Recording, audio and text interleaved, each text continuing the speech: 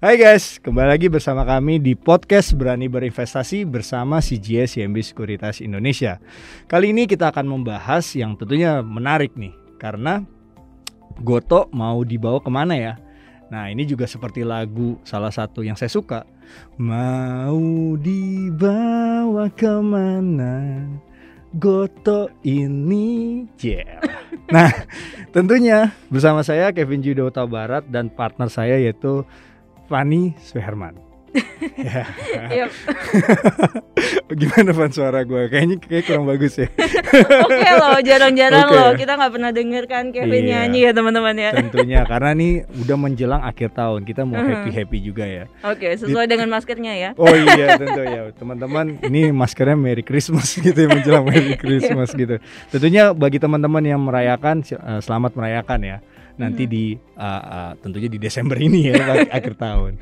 Nah, Iya, betul. Van, sebelum itu kita mau kasih tahu ada promo-promo menarik nih. Mhm. Tentunya promo-promo menarik ini adalah untuk nasabah syariah yang membuka rekening saham syariah dengan RDN CIMB Niaga Syariah ini selama periode 23 Agustus sampai dengan 31 Desember 2022 berkesempatan mendapatkan voucher investasi sebesar Rp50.000. Nah, ini tentu juga pajak ditanggung oleh pemenang ya. Yang kedua, ini tentunya juga menarik di mana ada promo free broker fee bagi nasabah syariah yang membuka rekening saham syariah ini dengan melakukan transaksi saham buy secara online dan tidak termasuk levy fee hingga 31 Desember 2022. Nah, next promo yang ditunggu adalah client get margin client, yaitu jika teman-teman mengajak teman-teman yang lainnya atau kerabat untuk membuka rekening saham margin di CGS CIMB Sekuritas Indonesia, teman-teman akan mendapatkan cash reward ini sehingga Rp5 juta ya sampai dengan 31 Desember 2022. Nah, syarat ketentuannya bisa teman-teman lihat di www.cimb.co.id. Itu promonya ya, teman-teman bisa cek di www yang tadi saya udah bahas. Nah, sekarang kita akan membahas Gotoh nih ya. Seperti yang tadi saya sudah nyanyikan gitu ya belakangan. Ya kan, belakangan ini kalau kita lihat Gotoh itu gimana ya, performanya tuh turun terus nih Van ya, setelah periode lock up dan sebagainya. Nah, sebenarnya dari secara rinciannya itu tanggapan Fani gimana sih ngeliat Gotoh ini? Oke, nah kalau kita lihat nih ya teman-teman, sepanjang 1 minggu terakhir, yaitu kita ambil dari tanggal 28 November hingga tanggal 2 Desember ya. Jadi Gotoh ini nih memang sudah koreksi kurang lebih sekitar 29% gitu. Dan ini memang kalau kita lihat setelah lock up-nya ini dibuka gitu ya, periodenya selesai. Nah, ini mulai nih ARB berjilid-jilid gitu ya. Jadi makanya mungkin banyak teman-teman juga khawatir gitu ya, kok turun terus nih gitu ya. Ini mau kemana? Nah, sesuai dengan yang tadi kamu nyanyikan gitu ya. Nah, cuma masalahnya adalah memang karena Gotoh ini weightingnya cukup gede juga nih teman-teman gitu ya. Makanya ini juga akhirnya ngefek ke IHSG-nya gitu, karena Gotohnya turun. Nah, akhirnya IHSG-nya juga ikut terkoreksi gitu ya, karena kebawa oleh weighting si Gotoh tadi. Kurang lebih gitu kan. Nah, Van, kalau kita bicara efek dari Gotoh tadi sudah dibicarakan tentang IHSG, memang seberapa pengaruhnya nggak sih? Ya gedenya seberapa gimana sih gitu? Oke. Menurut Direktur Penilaian Perusahaan BEI ya, jadi beliau mengatakan untuk simulasinya nih ya. Jadi ini per tanggal 28 November bobot Gotoh ke IHSG itu 4,89%. Dan kalau saham ini turun 7%, maka IHSG itu kurang lebih akan tergerus sekitar 0,34% gitu ya. Jadi kalau dibilang efeknya gede nggak ya, sebenarnya agak lumayan. Nah, cuma yang agak menarik adalah karena memang ini udah lumayan ya turun terus. Jadi makin lamanya sebenarnya weightingnya kalau kita lihat makin kecil ke IHSG gitu ya. Jadi kurang lebih mungkin sekarang sekitar 3%-an gitu ya. Jadi harusnya sih udah mulai agak lumayan ya, impactnya nggak terlalu gede banget gitu ya ke IHSG. Gitu. Iya. Makanya kemarin tuh kalau teman-teman lihat ya di akhir November menjelang awal Desember, kita lihat memang pergerakan dari sisi net buy asing tuh cukup bagus ya di IHSG. Kalau kita lihat datanya itu sekitar 552 miliar nih. Nah, cuman kalau kita lihat di IHSG sendiri performanya turun ya 0,5%, dan ini juga kalau nggak dari kita lihat dari berita-berita maupun juga pergerakan Gotoh, ini juga berpengaruh banget nih Van ya. Nah, eh, kalau kita lihat nih Van ya, dari data tersebut kan sempet ya kita ngeliat trading tuh ada yang nego nih di Goto itu level 101. Nah itu sebenarnya gimana tuh Van, pandangannya Fani melihat dari efek nego pasar nego tuh di mana Goto tuh dinegokan 101 gitu? Yap, memang banyak banget nih yang menduga-duga. Jadi Goto itu bukan cuma nego di 101, ada yang nego di 50 gitu ya, dan sebagainya ya. Jadi banyak yang berspekulasi nih, apakah memang berarti harga Goto ini akan ke sana gitu ya.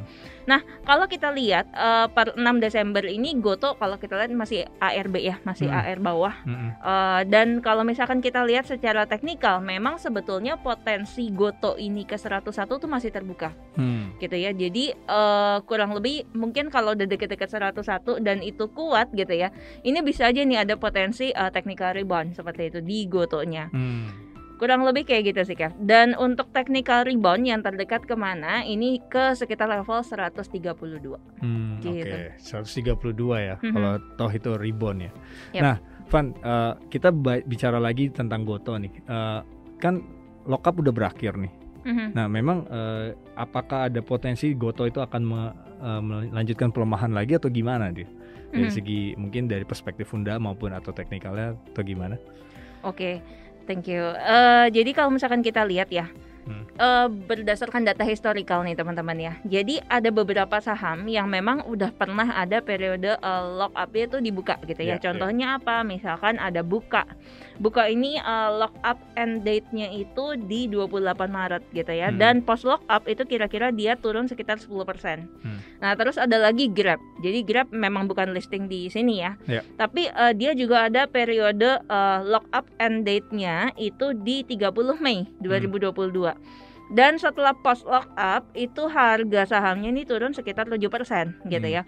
Tapi ternyata nggak semuanya turun gitu ya. Ada juga saham-saham kayak misalkan Red Gain, kemudian Zomato. Nah ini setelah post lock up ini malah harga sahamnya tuh naik gitu ya.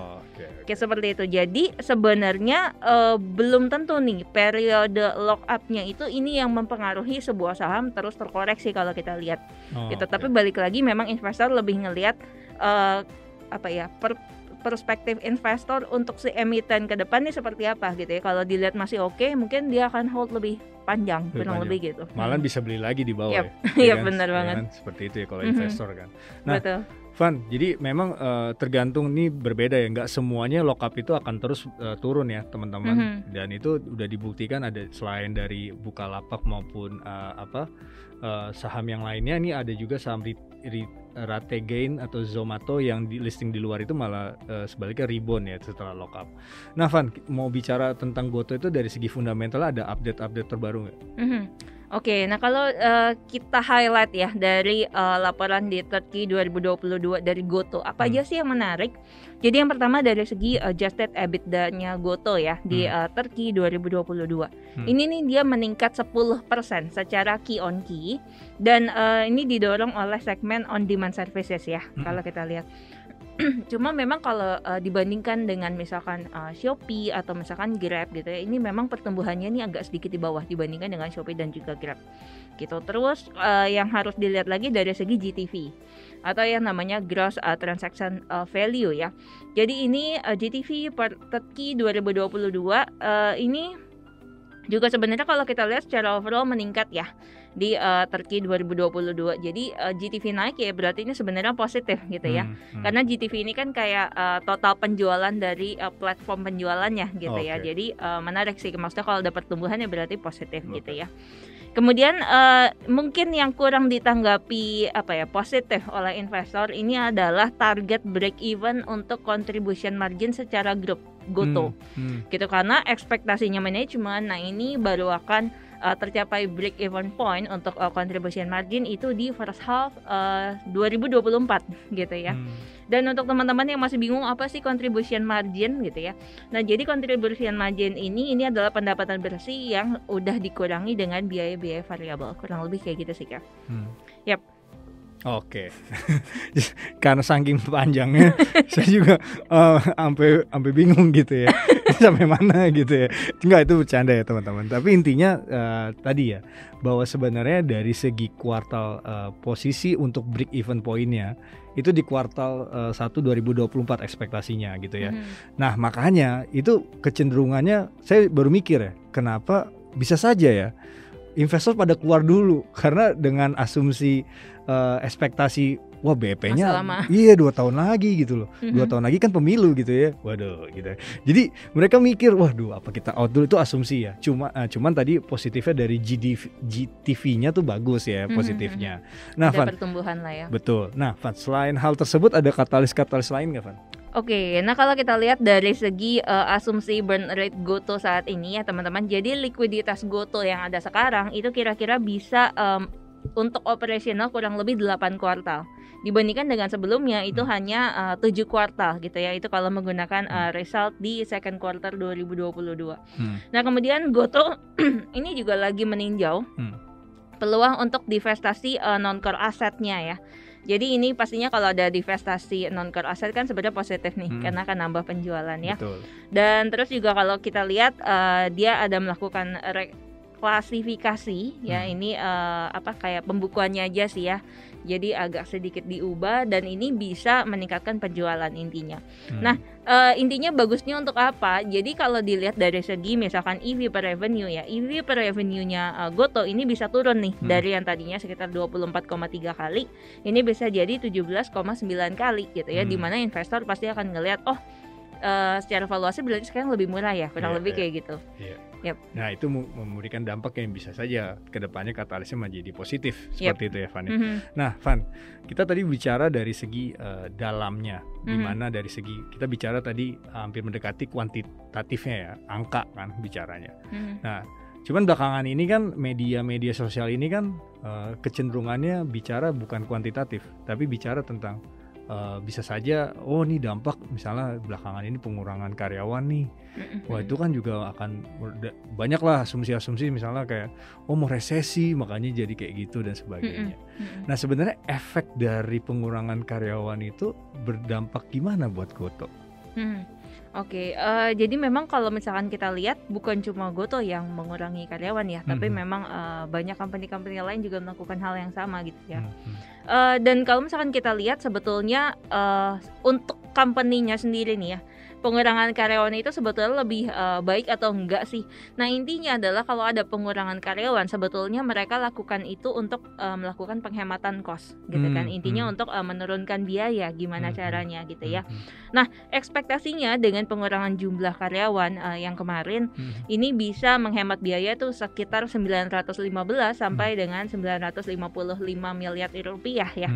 Atau itu kurang lebih sekitar 14 sampai dengan 15% pengurangan biaya karyawan. Seperti itu. Dan GoTo ini juga udah identifikasi nih teman-teman. Jadi bisa menghemat biaya itu kurang lebih sekitar 1 triliun. Nah, di mana itu sekitar 269 miliar rupiahnya ini udah terrealisasi ini di tahun ini. Oke. Jadi memang pemangkasan dari karyawan ini juga sebenarnya mendapatkan sentimen positif buat perusahaan GoTo ya. Walaupun kita tahu bahwa teman-teman yang udah keluar dari GoTo ini kan harapannya kita berharap semoga mereka mendapatkan pekerjaan yang baru ya, karena kita tahu bahwa GoTo kan sekarang lagi memangkas karyawan cukup luar biasa gitu. Nah, tentunya doa kita juga di tahun depan mudah-mudahan teman-teman sudah bisa mendapatkan pekerjaan gitu ya. Itu yang kita harapkan. Nah, Van, saya mau nanya nih, untuk target price dari segi fundamental GoTo tuh berapa sih? Oke, kalau ditanya target price secara fundamental ya, untuk GoTo ini masih di level Rp204 sih Kak, dari CGS-CIMB. Oke, jadi itu ya teman-teman ya, target price-nya di level 204 dari CGS-CIMB Sekuritas Indonesia. Nah, mungkin sampai sini aja dulu ya Van ya untuk update-update. Thank you banget nih untuk insight-insightnya. Sama-sama. Nah, gimana guys? Seru nggak obrolan kita tentang GoTo? Jadi sampai jumpa di podcast Berani Berinvestasi selanjutnya. Kalau nggak mulai dari sekarang, kapan lagi teman-teman berinvestasi? See ya! Bye!